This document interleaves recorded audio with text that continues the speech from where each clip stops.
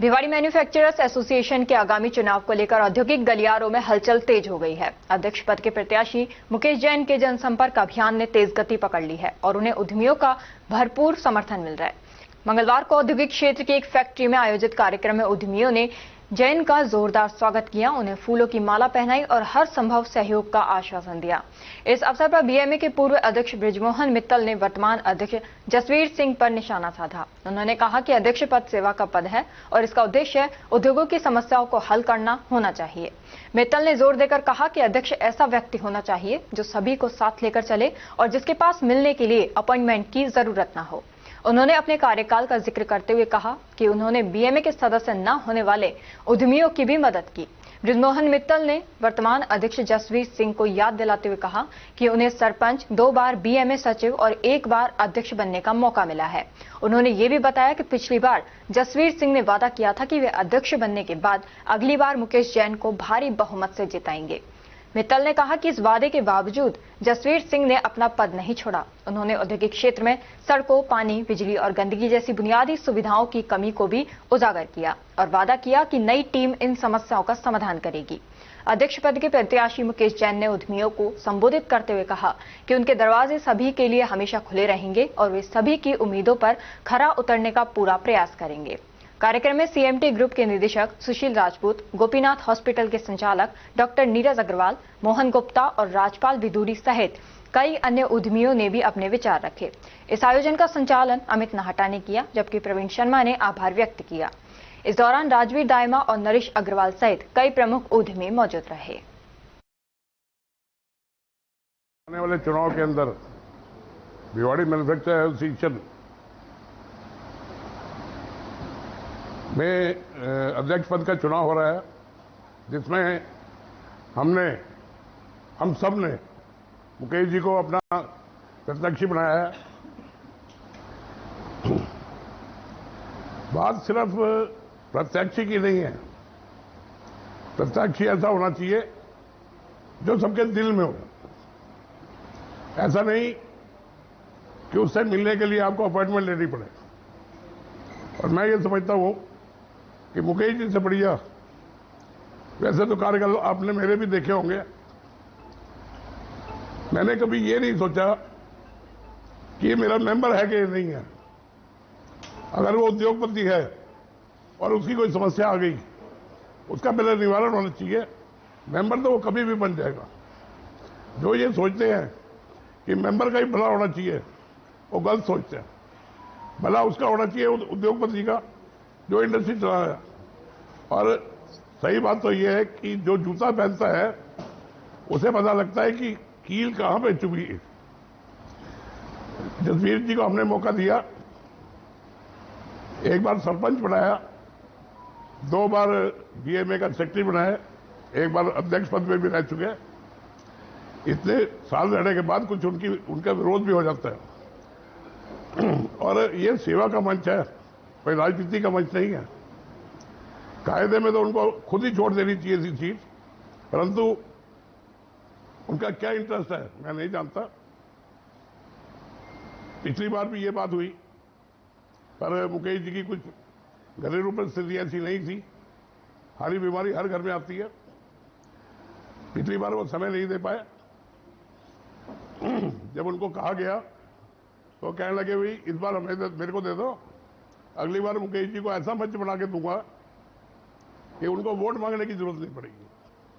हमने विश्वास किया, पर विश्वास पूरा नहीं उतर पाया। अब क्यों उनको इंटरेस्ट है कि वो खुद ही चुनाव लड़े और खुद ही जीते। अगर बढ़िया तो ये होता कि हर एक को सेवा का मौका मिलता। आज वो भी अपनी टीम बनाते हैं, इनका सहयोग करते हैं। आज मैं देख रहा हूं कि कई नौजवान चेहरे यहां पे हैं और मैं समझता हूं कि ये सारे वोटर हैं। कोई भीड़ इकट्ठी करने के लिए आदमी नहीं बुलाए हुए। मैं पूरा सहयोग मेरा मुकेश जी के साथ है। मैं अपेक्षा करता हूं कि आप भी सही बात तो यह है कि मेरा जो तब बना जब मैंने ये देखा कि यार ये सारे विलेज वाले तो मुकेश जी का नाम ले रहे हैं। हकीकत में मुझे नहीं ज्ञान था कि आप इतने बड़े सपोर्टर हो, पर जिस दिन से ये पता लगा मैंने एक एक आदमी को टच करके देखा, पर कोई आदमी हिलने के लिए तैयार नहीं था। मैं भाई जब इतना बड़ा सहयोग यहां से मिल रहा है तो भाई तुम भी साथ लगो, और मुझे पूरी उम्मीद है कि आपकी सारी उम्मीदों पे भाई मुकेश जी पूर्ण उतरेंगे। आपको कोई सेवा का कोई ऐसा मौका नहीं देंगे जिसमें कोई शिकायत हो। बहुत बहुत धन्यवाद। क्या समस्या है, किस चीज को लेकर, किन मुद्दों को लेकर चुनाव लड़ रहे हैं? सबसे पहला मुद्दा तो यह है कि इंडस्ट्री चलनी चाहिए, और जैसे जैसे समस्याएं आती हैं समाधान तो तभी होते हैं। आप पहले ये नहीं प्रेडिक्ट कर सकते कि क्या समस्या आने वाली है।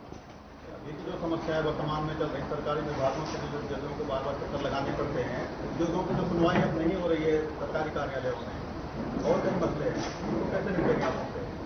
इनको भी दूर करेंगे नहीं, पर ये समय पर दूर हो गया।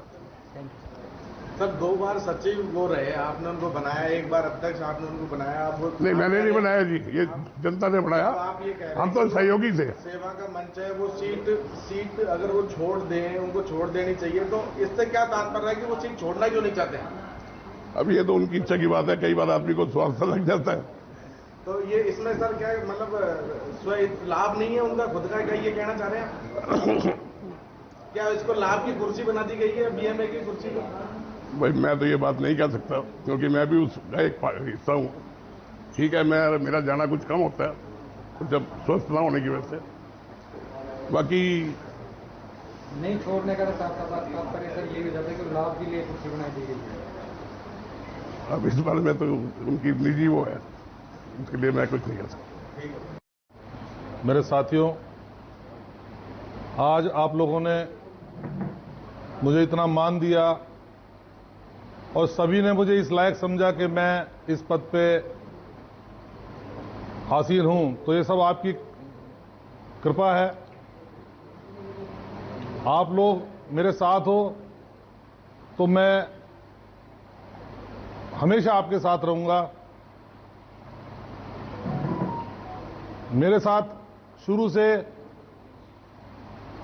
मैं इनके सानिध्य में, बृजमोहन मित्तल जी के सानिध्य में काम करता आया हूं, और मैं शुरू से बीएमए से जुड़ा हुआ हूं, और शायद ईमानदारी से आज तक काम करता आया हूं।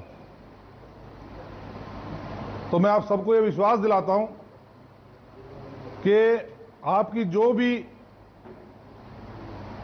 जो भी समस्याएं होंगी या जो भी आपकी अपेक्षा है उसमें मैं खरा उतरूं। मेरे दरवाजे हमेशा के लिए आपके लिए खुले हैं। कोई मेरे से मिलने के लिए अपॉइंटमेंट नहीं लेना पड़ता, कोई कुछ नहीं है।